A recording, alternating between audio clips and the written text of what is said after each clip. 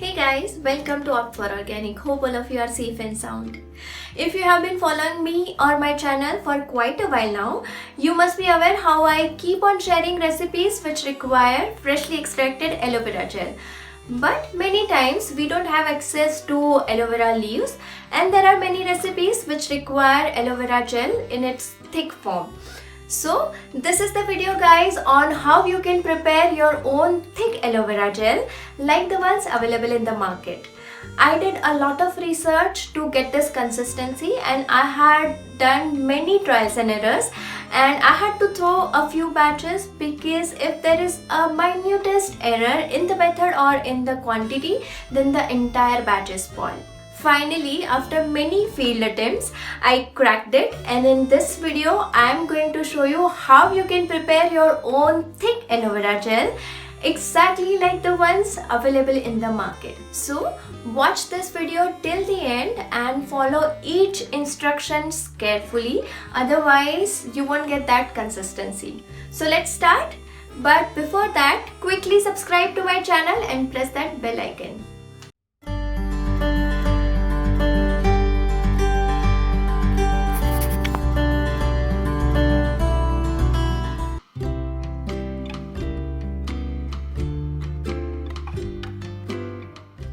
To make this gel, we will be needing a few ingredients which are not easily available with us. So make sure to order them before you start making this gel. And I have mentioned a few buying options for each of these ingredients in the description for you guys. I'm going to use 5 different ingredients in this video to make this gel, but you don't require all of them. You just check the consistency and then order according to your requirement. Okay, so first we'll be taking guar gum. Guar gum, also known as guaran, is derived from cluster beans, which is also known as guar beans.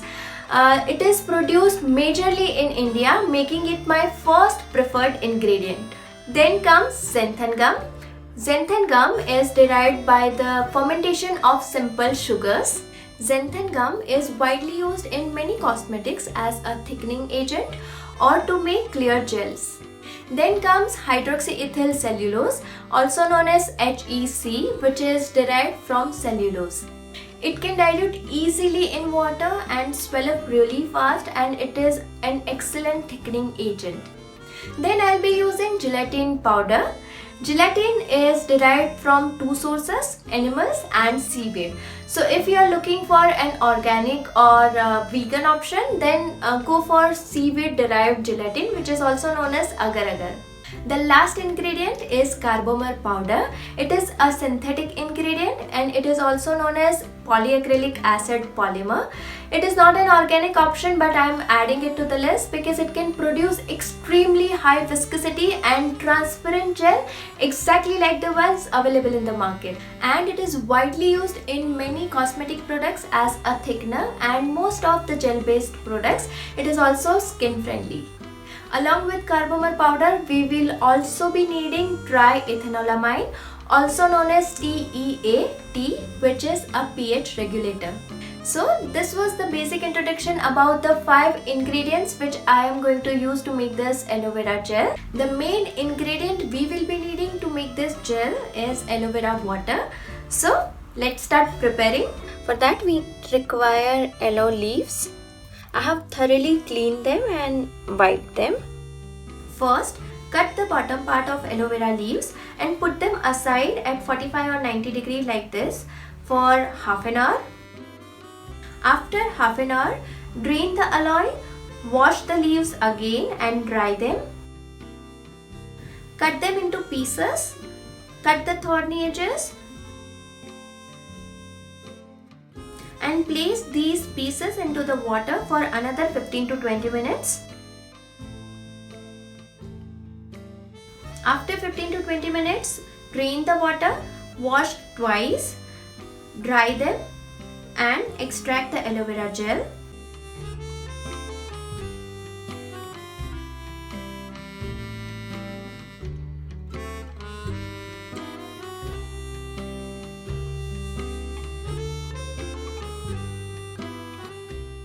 I am going to make 500 gram batches of aloe vera gel using these 5 ingredients. So for that we will be needing around 500 gram of aloe vera water. To prepare that we need 400 gram aloe vera gel.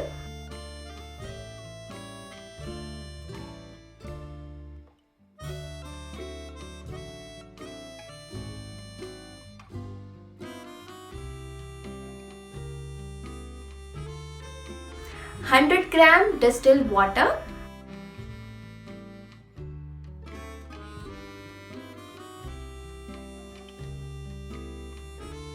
And I am also adding vitamin E. So I am taking 6 vitamin E tablets.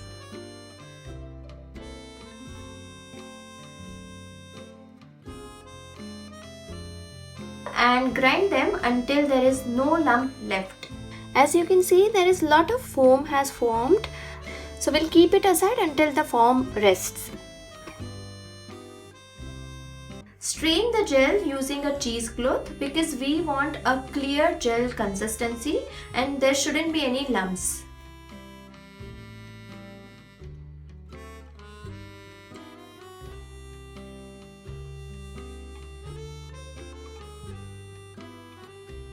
However, for the fifth ingredient, which is carbomer powder, we will be needing equal portions of aloe vera gel and water. So for that we will make different batch. Now let's one by one start making our aloe vera gel with 5 different gel forming agents. First we will use guar gum. You can also use other natural gums such as acacia gum or locust bean gum. Take a huge bowl or a Pyrex cup because we need to mix the gum and aloe water using a hand blender. You can also use a whisker, but by blender we can make it faster and get a uniform consistency. Add approximately 1 gram of guar gum and a little amount of glycerine to hydrate this gum.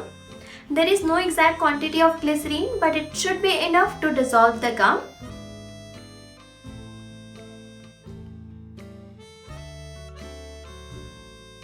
See, the consistency should be something like this. Remember, this step is very important, otherwise if you will try to add guar gum directly to the water, then it will form lumps. Now add 100 gram aloe water and blend continuously for a minute. Add this aloe water in one go, otherwise it will create lumps.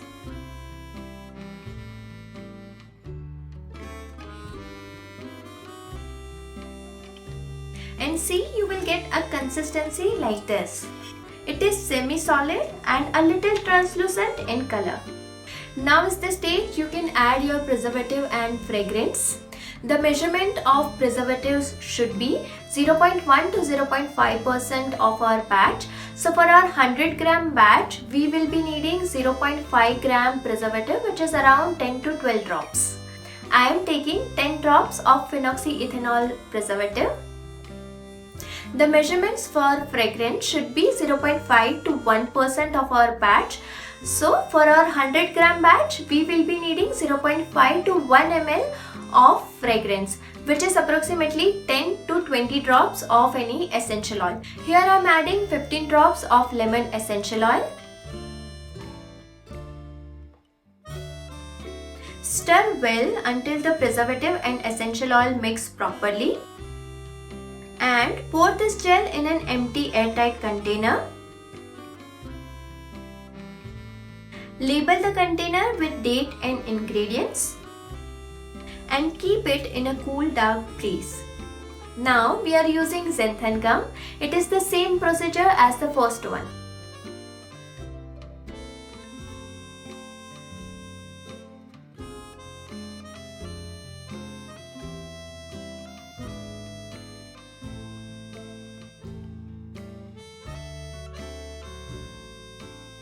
Dissolve 1 gram of xanthan gum to a little amount of glycerine.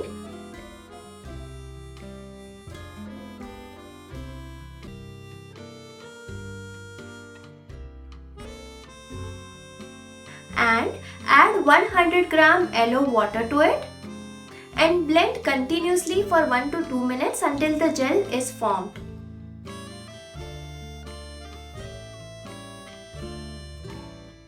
Add your preservative and fragrance according to the measurements I mentioned in the first method.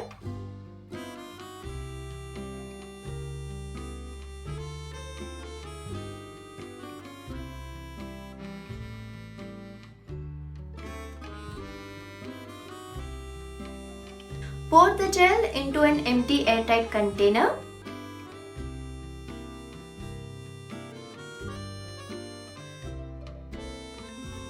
Label it with date and ingredients and store it in a cool, dark place. Hydroxyethyl cellulose, also known as HEC. Also, in this method, take 1 gram HEC powder and dissolve it in glycerine.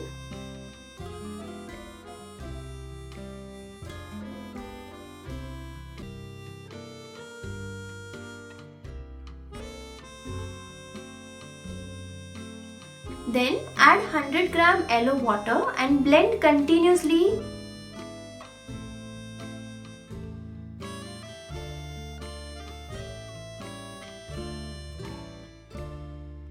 Add your preservative and essential oils.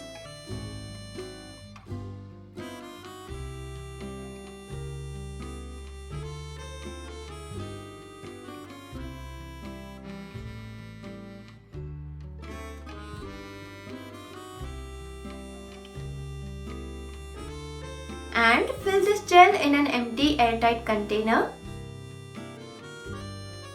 Label the container with date and ingredients and store it in a cool, dark place.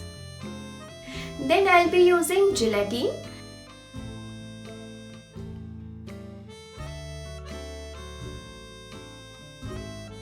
In this method, we will dissolve 1 gram of agar-agar or vegetable glycerine into 100 gram aloe water and let it dissolve for 15 to 20 minutes.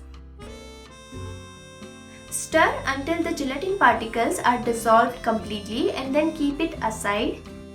After 15 to 20 minutes, heat this mixture below 100 degrees until it boils and then switch off the flame. Add your preservative and fragrance.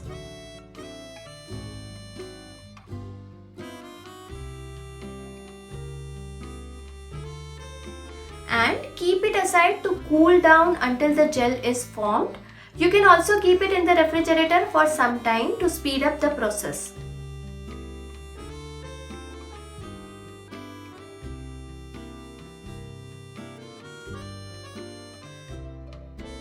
Pour it into an airtight container.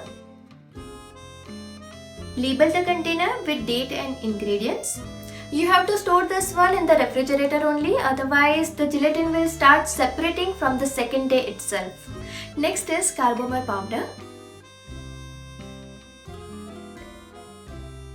Carbomer powder is dissolved in water with a pH range of 7, but generally the pH level of distilled water is below that. So no matter how much carbomer powder you use or for how long you stir, it will not swell. In order to hydrate carbomer powder properly, we need a few drops of triethanolamine, also known as TEA, which is a pH regulator. I wasted nearly 3 batches just because of this mistake. In my first batch, I tried to dissolve carbomer powder directly in glycerine like other gums, but it became so hard and unable to dissolve in water. Then I tried to dissolve it in water by continuously stirring it for 5 to 6 minutes. The water became a little translucent, but the carbomer powder didn't swell. In my third trial, I kept it aside for nearly 1 hour in order to hydrate the carbomer powder properly, but it didn't work. Finally, I added 1 to 2 drops of TEA to it, and in no time, the gel started to form. So the method with carbomer powder is a little different and tricky than the previous 4 methods. In this method, first, we don't have to dissolve carbomer powder in glycerine. Second, we need equal parts of aloe vera gel and water. And third, we don't have to add vitamin E to our this batch. In a bowl, add equal parts of aloe vera gel and distilled water. Take a weighing scale and measure 100 gram of this liquid. First, we need to add 1 to 2 drops of TEA to our yellow water and stir well.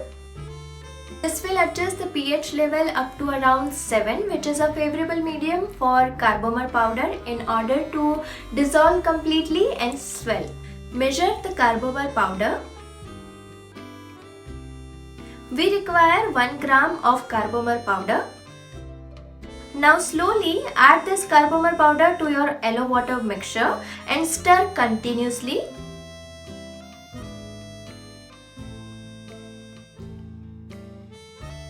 You really need to be patient enough with this batch as it will take a lot of time for carbomer powder to dissolve completely and swell, and you have to stir continuously.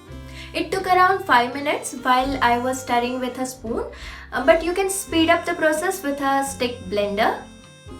Still, in order to mix well, we need to stir for a few minutes.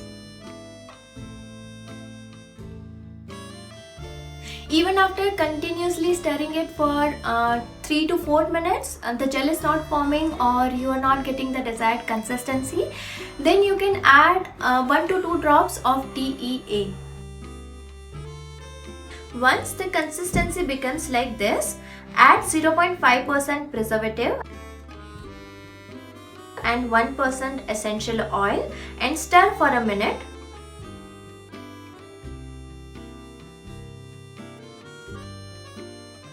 And see, this is the consistency we get. It is exactly like the one we get in market-based ready-made gels. Pour this gel in an empty airtight container. Label the container with date and ingredients and keep it in a cool, dark place. As you can see, these are the aloe vera gels we created using these 5 ingredients.